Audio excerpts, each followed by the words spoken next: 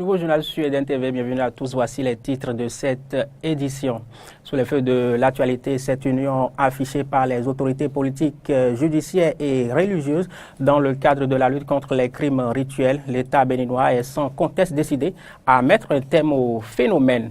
27 mars, journée mondiale du théâtre. À l'occasion, le ministre en charge de la culture a adressé un message aux acteurs de ce domaine. Il les a rassurés de l'engagement du gouvernement béninois à œuvrer pour le rayonnement du théâtre au Bénin. Et en dehors, jour 3 de la présidentielle en Égypte, c'est ce mercredi que les Égyptiens se rendent aux urnes pour la troisième et dernière journée du scrutin. Ils ont le choix entre deux candidats, dont le président sortant, Abdel Fattah al-Sisi, grandissime favori. Le principal enjeu de cette élection reste le taux de participation.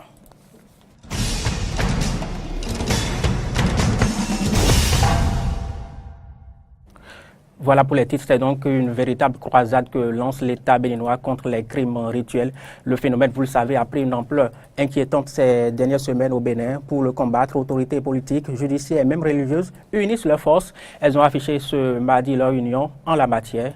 Frayus Serran, Frayus Fiossi. Face à l'ampleur des crimes crapuleux attribués aux cybercriminels au Bénin, les autorités politico-judiciaires et religieuses unissent leurs forces. Ils ont affiché leur unité à la faveur d'une rencontre ce mardi, 27 mars 2018, dans les tours administratives. Sur toute l'étendue du territoire, tous les individus soupçonnés et dénoncés au service de police ont été appréhendés pour les nécessités de l'enquête.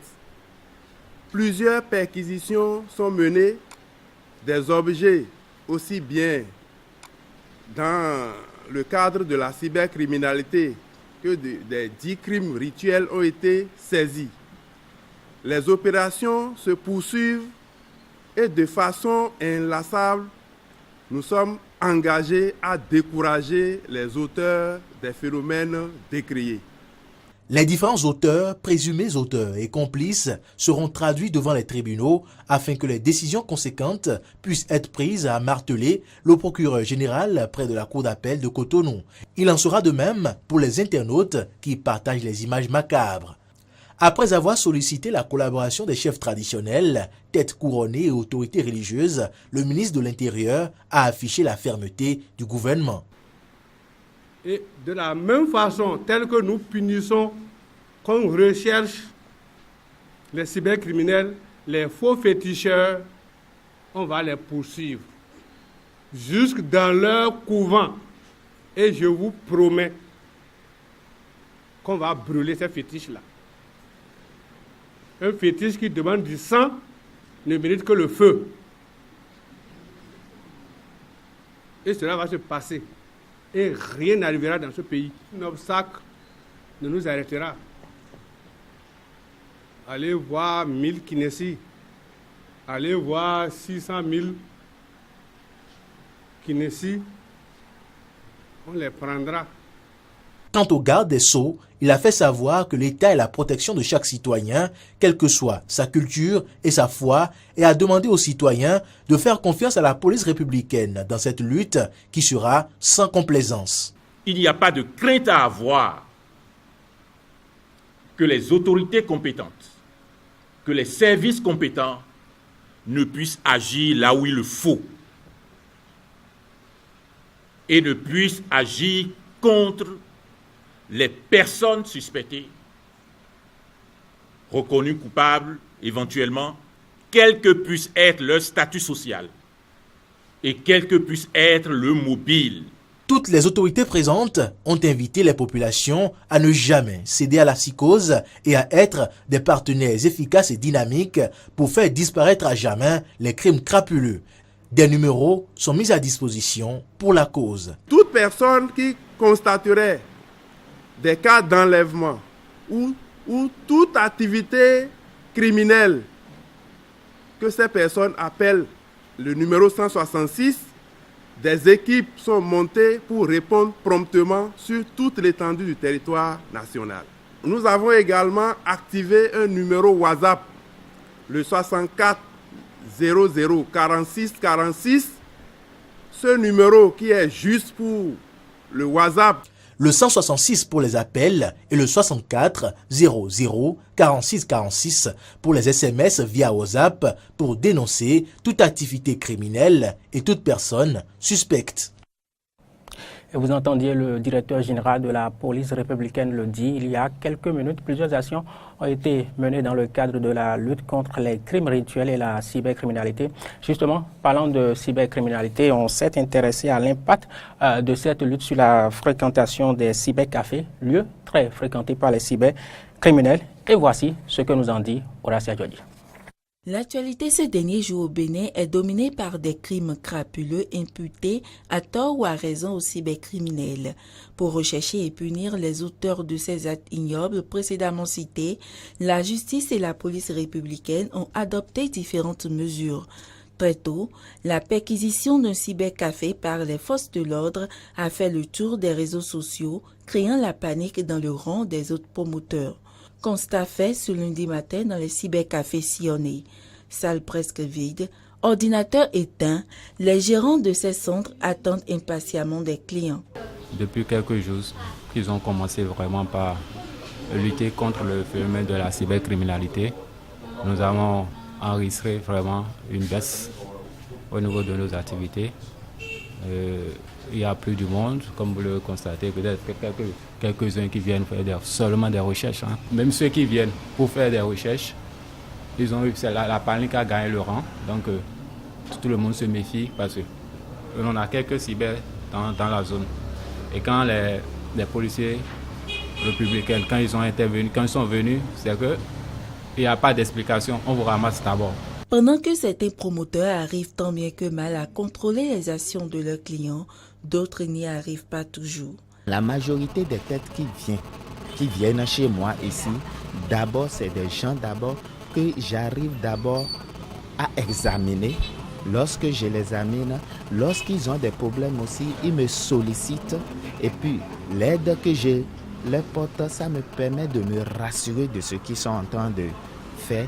Mais malgré ça, il y a quelques têtes qui viennent parfois là, lorsqu'ils sont en train de travailler, lorsque nous on passe dans le rangé là, voulant contrôler ceux qui travaillent, il y a d'autres qui font semblant à cacher même ceux qui sont en train de faire. En ce temps, je dis, mais quel est ton problème? Vous savez, le secteur là, quand vous venez par exemple et que vous travaillez, ça ne relève pas de notre droit de venir voir ou bien de vous contrôler de près ce que vous êtes en train de faire. Peut-être ce que vous faites, c'est privé.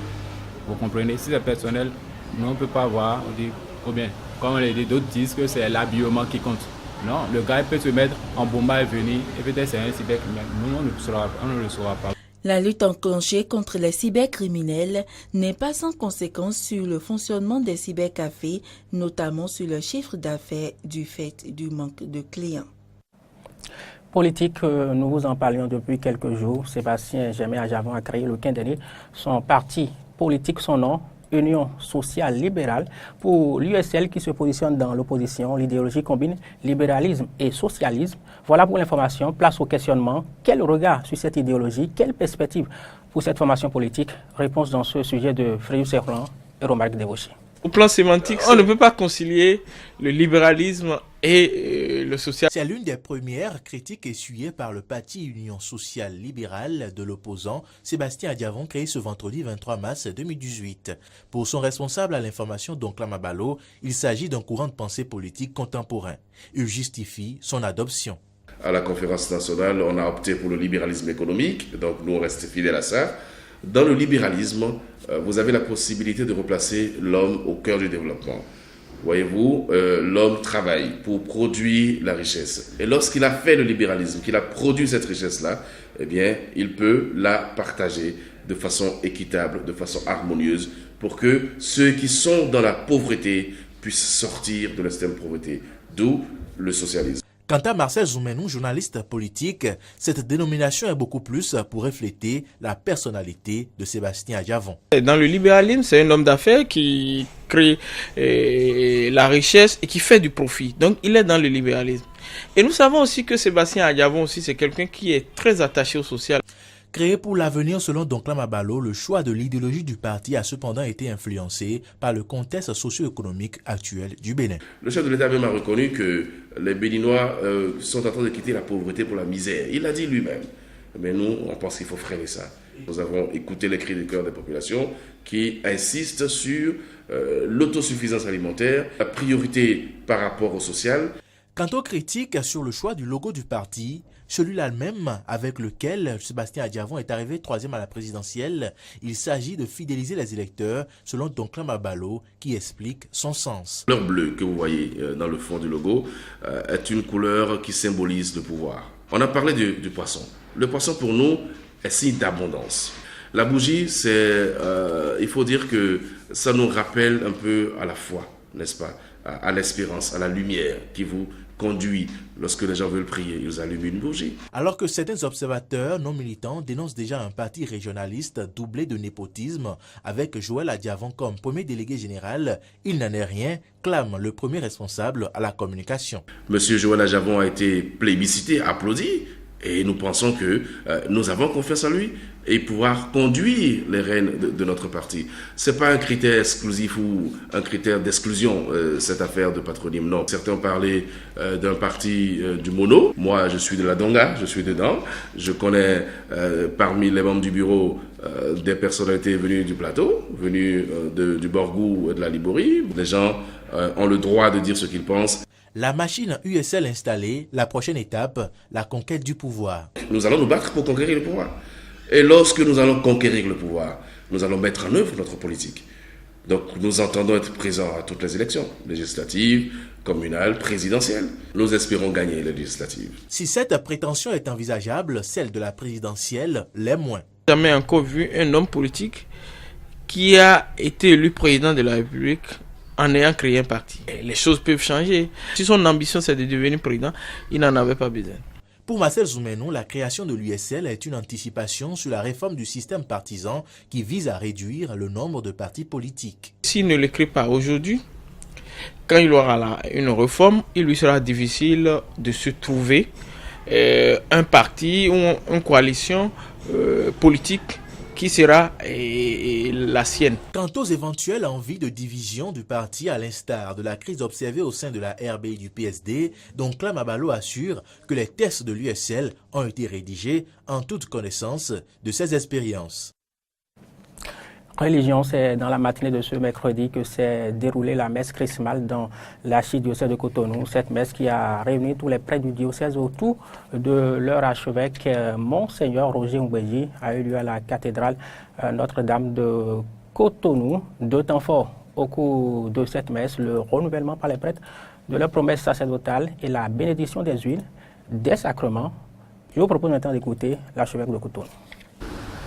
Au cours de cette Eucharistie, comme il est de tradition, les prêtres renouvelleront leurs engagements sacerdotaux. Ils rediront oui à l'appel du Seigneur et de l'Église.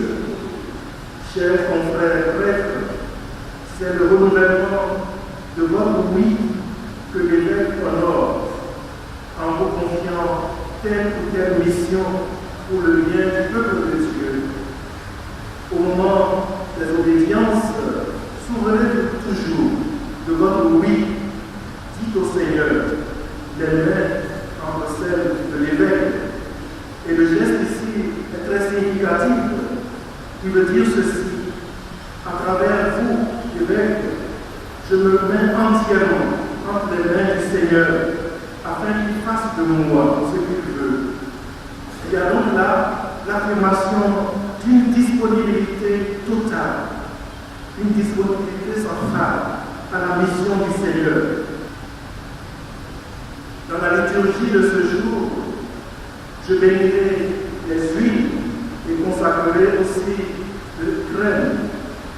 Les huiles serviront à l'onction des catéchumènes, au réconfort des malades, et le Saint-Crème à l'administration des sacrements de la terre, de la confirmation et de l'ordination.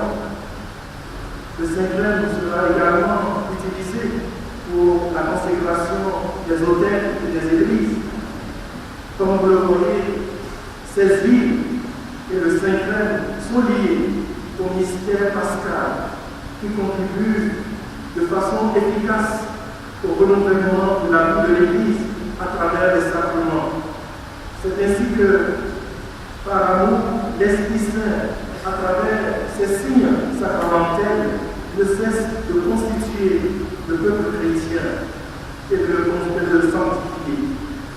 Vous conviendrez avec moi que pour l'expression d'une foi authentique, notre souci premier doit être la vie sacramentelle et l'effort nécessaire à faire pour que l'Office Saint-Crème et témoigne des sacrements reçus. Et cette disposition nous évite de céder à la course effrénée vers les sacramentaux, laquelle, si mon prolongable, peut nous déconnecter de l'expression de la foi au Christ et de l'amour de l'Église. Voilà donc pour la prédication de Monseigneur Roger Ngwedji dans le cadre donc de la messe chrismale dans l'archidiocèse de Cotonou. Sous l'effet de l'actualité également, ce message du ministre en charge de la culture à l'endroit des acteurs du théâtre au Bénin, je voudrais les rassurer de l'engagement du gouvernement à faire en sorte que par le théâtre béninois, notre pays puisse se révéler au continent africain, à la communauté internationale. Propos d'Oswald Mweki, cela rimait avec le 27 mars, journée mondiale du théâtre. L'occasion était aussi bonne pour dévoiler le contenu de la prochaine édition du FITEB, plus grand rendez-vous annuel du théâtre au Bénin. Laurent Tonekes, Omaric Débauché.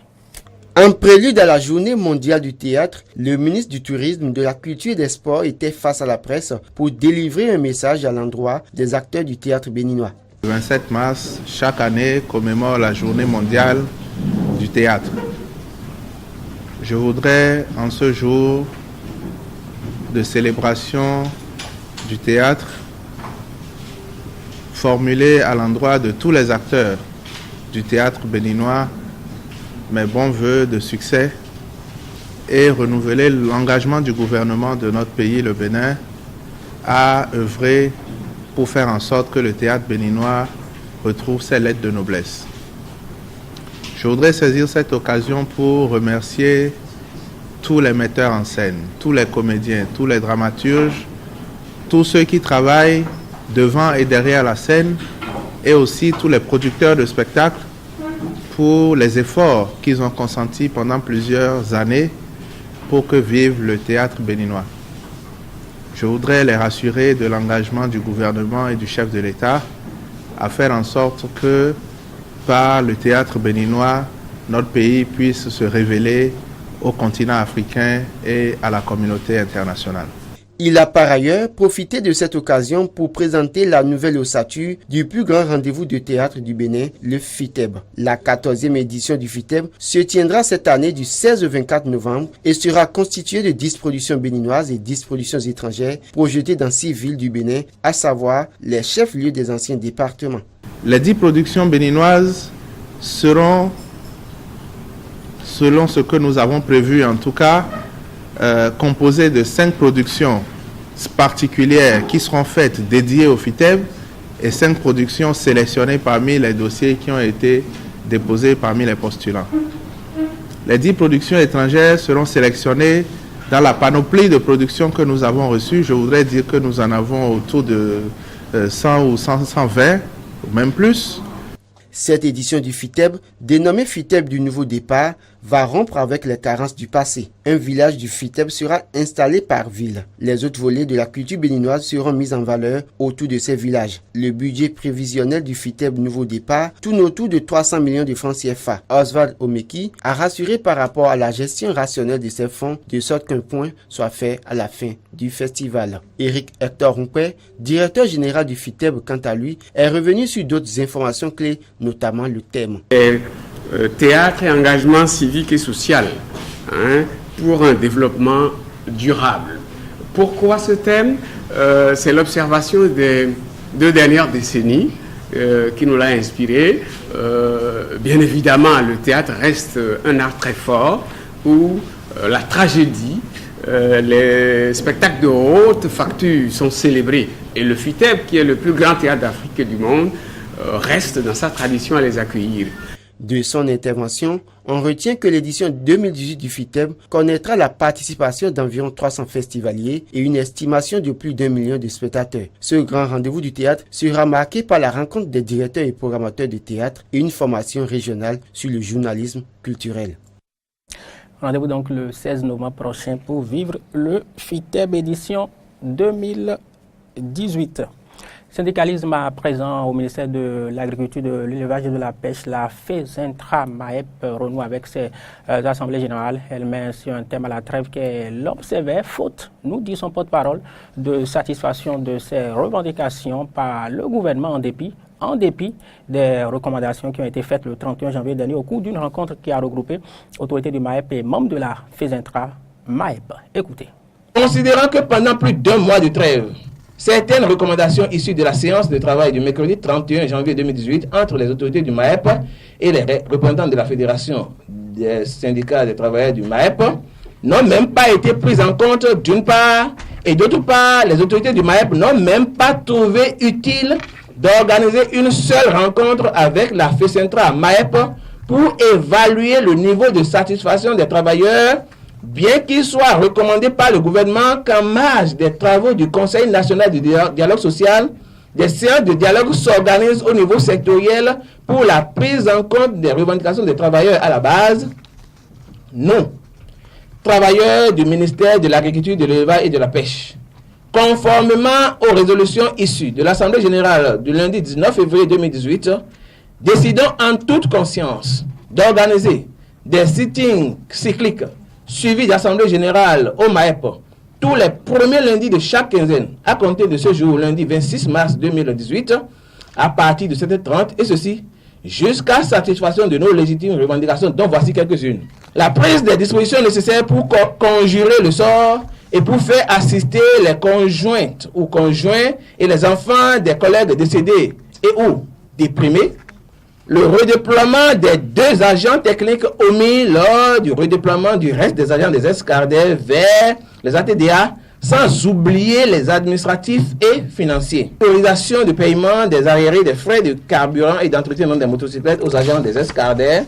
Le paiement intégral des 12 mois d'arriérés des frais de carburant et d'entretien des motocyclettes aux agents des escadrelles. Le paiement intégral des arriérés des primes de rendement et des primes spécifiques au titre de l'année 2017 aux agents omis lors des opérations de positionnement sur les comptes.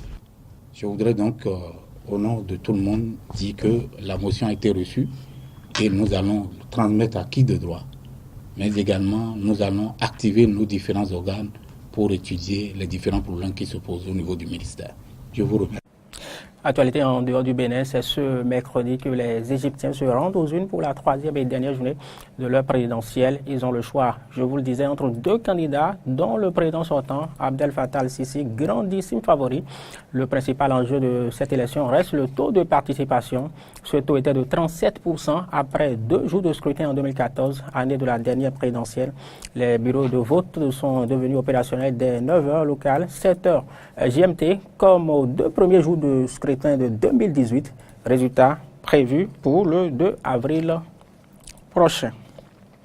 Et c'est la fin de cette édition. Merci de l'avoir suivi. Vous pourrez également nous suivre sur les réseaux sociaux, Facebook et Twitter, et sur notre site internet benin-eden.tv.